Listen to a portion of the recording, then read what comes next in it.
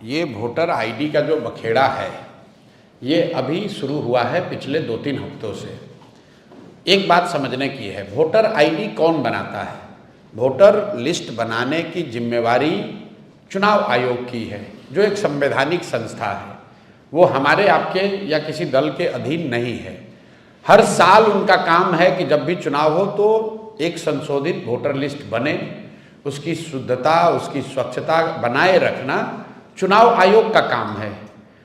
अभी 1.5 वर्ष पहले बिहार में चुनाव हुआ, पूरे देश में चुनाव हुआ। उसी वोटर लिस्ट से देश की पार्लियामेंट का जो सबसे बड़ा सदन है, इस देश का लोकतंत्र का सबसे बड़ा मंदिर है, जिसके जरिए यहाँ के प्रधानमंत्री का चुनाव हुआ है, उसी वोटर लिस्ट से उनका चुनाव हुआ। अब आप बता रहे हैं कि वो वोटर लिस्ट फर्जी है, तो क्या चुनाव आयोग ये स्वीकार करने को तैयार है कि जो पार्लियामेंट का चुनाव हुआ जिसमें मोदी जी प्रधानमंत्री बने, वो वोटर लिस्ट सही नहीं था? क्या वो फर्जी लोगों के वोट से बने? और अगर लोकसभा चुनाव के बाद से फर्जी लोग आ गए, जैसा कि बताया जा रहा है सूत्रों के हवाले से कि नेपाली और बांग्लादेश के बहुत सारे लोग बिहार में वोटर लिस्ट में अपना नाम घुसा लिए हैं या बिहार में आके रह रहे हैं, तो इसका दोष, इसका जवाब भी एनडीए की सरकार को ही देना होगा।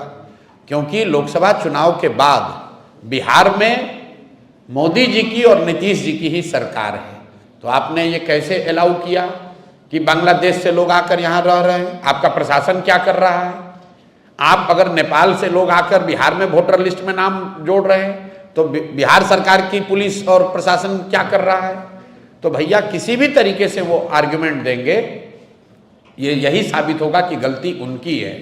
ये पूरा बखेड़ा इसलिए खड़ा किया गया है कि एनडीए को, सत्तारूढ़ दल को ये डर सता रहा है कि 30-35 बरस के बाद बिहार में लोगों को एक नया रास्ता दिख गया है, और खासकर उन लोगों को जो प्रवासी मजदूर हैं, जो गरीब हैं, जो इस व्यवस्था से के मारे हुए लोग हैं, जिनको इस व्यवस्था और इस भ्रष्टाचार से की वजह से जिनका जीना दूभर है, जो जानते हैं वो कभी भाजपा को, लालू को वोट नहीं देना चाहते हैं, अब लेकिन मजबूरी में देना पड़ता था, उनके सामने एक जनसुराज का नया रास्ता, नया विकल्प मिल गया है।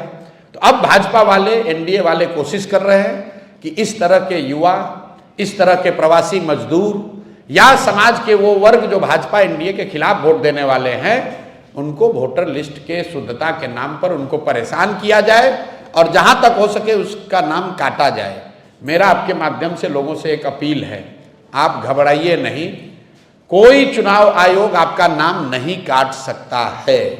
सुप्रीम कोर्ट का जजमेंट है, चुनाव आयोग को नागरिकता जांचने और तय करने का कोई अधिकार नहीं है। आप लोग भी ये समाज को जगाइए, बताइए, चुनाव आयोग को नागरिकता तय करने का अधिकार ही नहीं है। वो सिर्फ ये कह सकते हैं कि आप वो डॉक्यूमेंट लाइए जिससे कि वोटर लिस्ट में आपका नाम ऐड किया जा सके। आपका नाम काटना, आपका राशन पानी बंद करना, आपकी सरकारी व्यवस्था से मिलने वाली मदद को बंद करना, ये चुनाव आयोग के अधिकार क्षेत्र के बाहर का बात है। तो थोड़ी परेशानी जरूर हो रही है, लेकिन लोकतंत्र है, इसमें लड़ना ही पड़ेगा, लड़कर लोगों को अपना हक लेना पड़ेगा। और वोट का अधिकार सबसे बड़ा अधिकार है, इसको किसी को नहीं छोड़ना है। आपके पास अगर कागज नहीं है, लोग आपका नाम काट रहे हैं, आप किसी भी राजनीतिक दल से आपका सरोकार है, जनसुराज अच्छा लगता है तो जनसुराज के पास आइए, दूसरा कोई दल अच्छा लगता है उसके पास जाइए, लेकिन अपना वोट जरूर दीजिए। और देने के लिए जरूरी है कि आप अपना नाम वोटर लिस्ट में अंकित कराइए। अगर आपकी पूरी क्षमता नहीं है तो जो राजनीतिक दल हैं वो आपकी आवाज़ बनेंगे, आपकी मदद करेंगे। बिहार का हर शहरी, हर नागरिक, उसकी जिम्मेवारी है कि वोटर लिस्ट में उसका नाम रहे, वो वोट करे, ताकि बिहार में लोकतंत्र को जिंदा रखा जाए। और जो भाजपा और एनडीए के लोग चुनाव आयोग के जरिए पिछले दरवाजे से जीत हासिल करना चाहते हैं, उनके मंसूबों को कामयाब नहीं होने दिया जाए।